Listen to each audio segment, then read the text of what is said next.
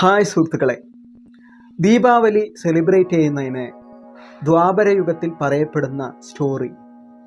നരകാസുരനുമായിട്ട് ഘോരമായ യുദ്ധം കുറേ കാലം നീണ്ടുനിന്നു. ശ്രീകൃഷ്ണ പരമാത്മാവ് വളരെ ക്ഷീണിതനായ പോലെയും തളർന്ന് ഇരിക്കുന്നത് പോലെയും അഭിനയിച്ചുകൊണ്ട് തേരിൽ അവശനായ നിലയിലിരുന്നു. ആ സമയത്ത് നരകാസുരനിൽ നിന്ന് വന്ന പല അസ്ത്രങ്ങളും ശ്രീകൃഷ്ണ ഭഗവാനെ മുറിവേൽപ്പിച്ചു. ഇത് കണ്ട സത്യഭാമാദേവിക്ക് ദേഷ്യം വന്ന് ശ്രീകൃഷ്ണ ഭഗവാനിൽ നിന്നും വില്ല് വാങ്ങിച്ച് പിന്നീടുള്ള യുദ്ധം സത്യഭാമാദേവിയുമായിട്ടായി. ഘോരമായ യുദ്ധം ചെയ്തുകൊണ്ടേയിരുന്നു. ശ്രീകൃഷ്ണ ഭഗവാൻ ഒരു ദിവ്യാസ്ത്രം എടുക്കുകയും സത്യഭാമയ്ക്ക് കൊടുക്കുകയും ചെയ്തു. ആ ദിവ്യാസ്ത്രം നരകാസുരൻ്റെ അന്ത്യം കുറിക്കുകയും ചെയ്തു. സത്യഭാമാദേവിക്ക് വളരെ ആശ്ചര്യമായി ആ വിഷയം.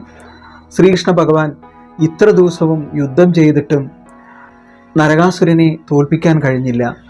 എന്തുകൊണ്ടാണ് എൻ്റെ കൈകളാൽ നരകാസുരൻ വധിക്കപ്പെട്ടത് എന്ന് ശ്രീകൃഷ്ണനോട് ചോദിച്ചപ്പോൾ സത്യഭാമാദേവി പറയുന്നതെല്ലാം കേട്ട് ചെറു പുഞ്ചിരിയോടുകൂടെ ശ്രീകൃഷ്ണ പരമാത്മാവ് സത്യഭാമാദേവിയുടെ ശിരസിൽ കൈവച്ചു.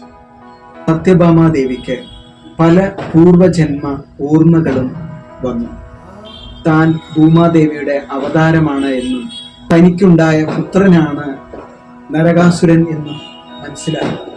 മാത്രമല്ല, നരകാസുരൻ വിചിത്രമായ ഒരു വരം ബ്രഹ്മാവിൽ നിന്ന് കരസ്ഥമാക്കിയിട്ടുണ്ട്.